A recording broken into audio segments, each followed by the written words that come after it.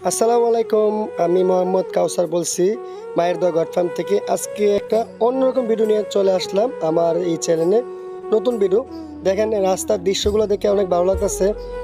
অবশ্যই ভালো লাগবে, আমার যেরকম ভালো লাগতেছে আপনারও ভালো লাগবে। আর অনেকেই প্রশ্ন করেন যে ভাই ছাগলে কি বেশি পছন্দ করে। ওই দেখেন কাঁঠাল গাছ, কাঁঠাল গাছের পাতা ছাগল অনেক পছন্দ করে। আর ছাগল কাঁঠাল গাছের পাতা খেলে অনেক ভালো লাগে, তার জন্য আমি জুম করে দেখাচ্ছি। দেখেন, হ্যাঁ, বাগানগুলো অনেক সুন্দর। অবশ্যই আপনারা অনেকেই প্রশ্ন করতে পারেন যে ভাই কোথায় যাচ্ছেন। দেখেন, আমি বাইকে করে যাচ্ছি। আমি যাচ্ছি এসে আমাদের এলাকার থেকে মোটামুটি 60 কিলো দূরে, কুমিল্লার পাশে বললে চলে। এটা নয়নপুর, একদম শেষ সীমানা, বর্ডার সাইড। ঠিক আছে, একদম বর্ডার সাইড। আপনারা যে অনেকেই খামার দিতে চান তার জন্য এই ভিডিওটা, আপনার অনেক অভিজ্ঞতা হবে।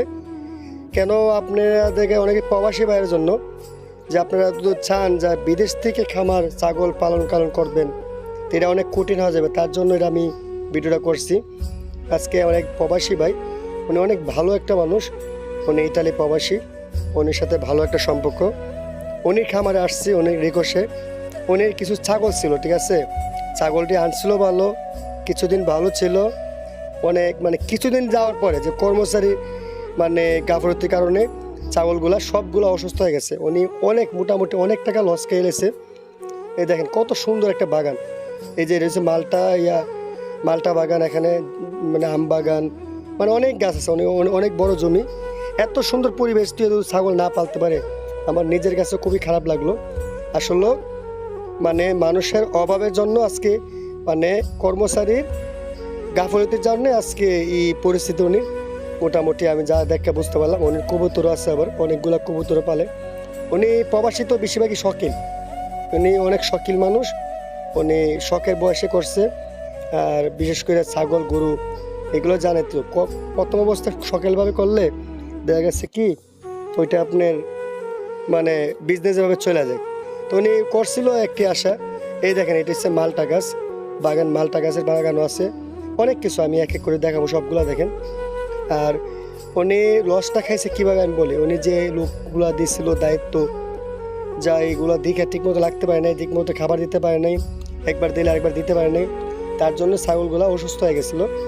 তার জন্য উনি আমাকে জিজ্ঞেস করছে, ভাই আমার ছাগলগুলো একটু আপনি ট্রিটমেন্ট করে ছাগলগুলো সেল দিয়ে দেন। তার জন্য আমি উনি খামারের থেকে নিয়ে আসছি। তার জন্য এই ভিডিওটা করা, যে আপনারা অনেকেই প্রশ্ন করেন যে ভাই আমি 10টা 5টা 20টা ছাগল 50 ছাগল খামার দিব, কর্মচারী দিয়ে কি হবে কিনা। আমি প্রথম অবস্থা বলবো, আপনারা কর্মচারী দিয়ে হবে না। আর দুটো কর্মচারীদের দেন। এই যে এই গারলগুলো আমার থেকে নিয়েছিল। মোটামুটি গারলগুলো অনেক ভালো আছে। গারল বাংলাদেশের লাভবান, যে কোনো জায়গাতে আপনি সেটেল করতে পারবেন। ঠিক আছে, আমার অনেকক্ষণ যাওয়ার পরে একটু খিদা লাগলো, তারপরে লাঞ্চ করতে আসলাম। আবার ওই জায়গাতে একটা কসবা একটা রেস্টুরেন্ট আছে, এটা হান্ডি বিরিয়ানি বলে, অনেক পছন্দের একটা বিরিয়ানি। এটাই আমার বাতিতে নিয়ে শেয়ার করলাম, আমার সাথে ছিল, ওরা নিয়ে খাওয়া দাওয়া করলাম। হ্যাঁ, আমি মূল কথা চলে আসি। বিশেষ করে আপনারা যেই খামার দিতেছেন, আপনার কাছে একটাই রিকোয়েস্ট, কোনো দিন আপনারা কর্মচারীর উপরে নিবেট করবেন না। আপনার নিজস্ব কোনো লোক থাকলে, আপনি প্রবাসে থাকেন সমস্যা নেই, নিজস্ব কোনো লোক থাকলে আপনারা খামার দিবেন। কর্মচারীর উপরে ডিমান্ড করে আপনি এতগুলা টাকা নষ্ট করবেন না। আমি বারবার বলে দিই, আগে লোক ঠিক করবেন, ভালো জায়গা পরিবেশ ঠিক করবেন, ইনশাল্লাহ খামারদের সফলতা হবে। না হলে এরকম ভুগতে হবে আপনি। উনি অনেক টেনশনে আসছিল ছাগলগুলা দিয়ে।